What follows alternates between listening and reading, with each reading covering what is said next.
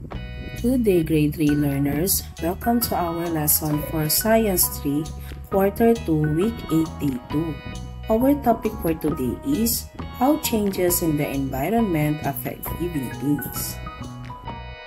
Before we begin, please don't forget to like, share, and subscribe. Thank you.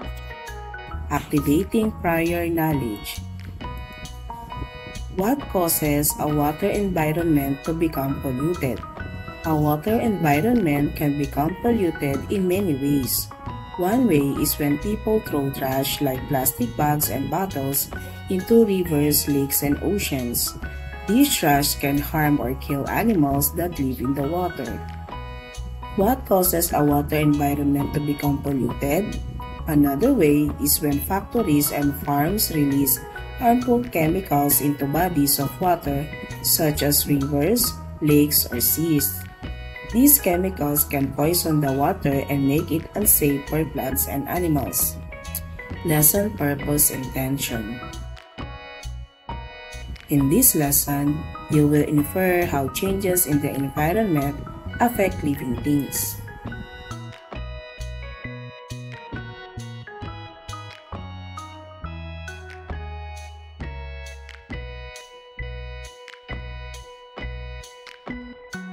Lesson Language Practice.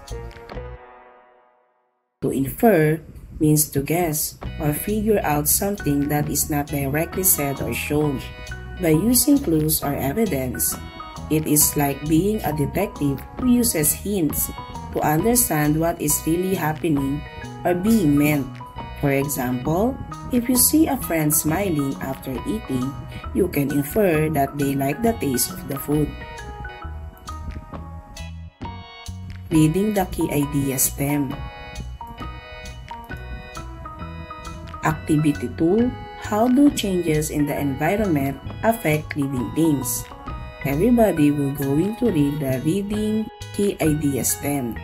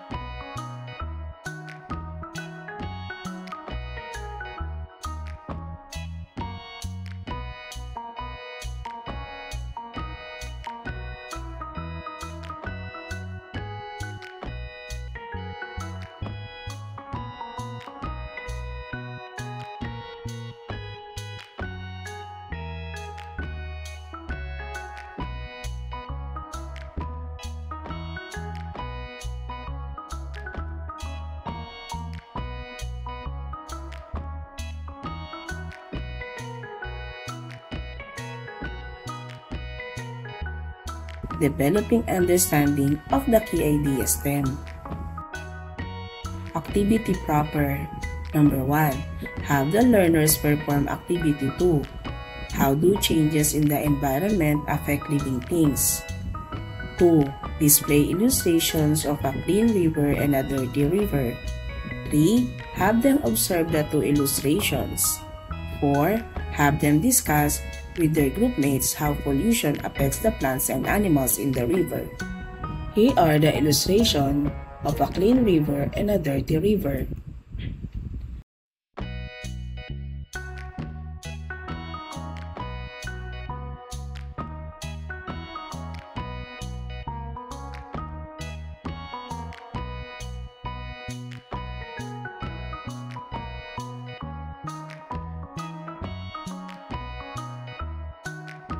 Post-activity questions. Question 1. What do you see in the clean river? The answer may vary depending on what they see in the clean river, like fish. Question 2. What do you see in the dirty river? Answers may vary depending on what they see in the dirty river illustration. For example, human trash. Question 3. What plants and animals live in a river? Water plants, algae, fishes, snails, shrimps, and crabs live in a river environment. Question 4. How does pollution affect the plants and animals in a river environment? Pollution makes the river unhealthy for rivers, plants, and animals to live in. Pollution can harm living things. Deepening understanding of the key idea stem. Living things get their basic needs like food, water, and shelter from the environment they live in. Pollution harms the environment, making it harder for living things to meet their basic needs when the environment is polluted.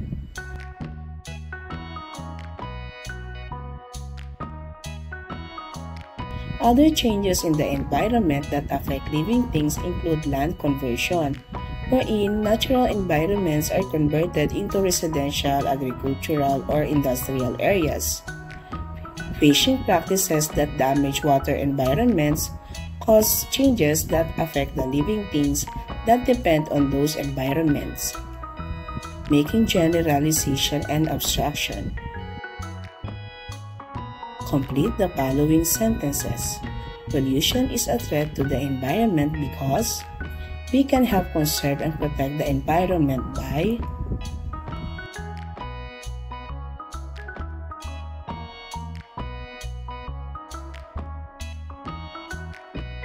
Here are the possible answers. Pollution is a threat to the environment because they make living things unhealthy. We can help conserve and protect the environment by throwing our food wrappers in the proper trash bin. Planting trees and taking care of plants and animals will also help. Evaluating learning. You see plastic wrappers litter the school garden. How do you think this will harm the garden plants?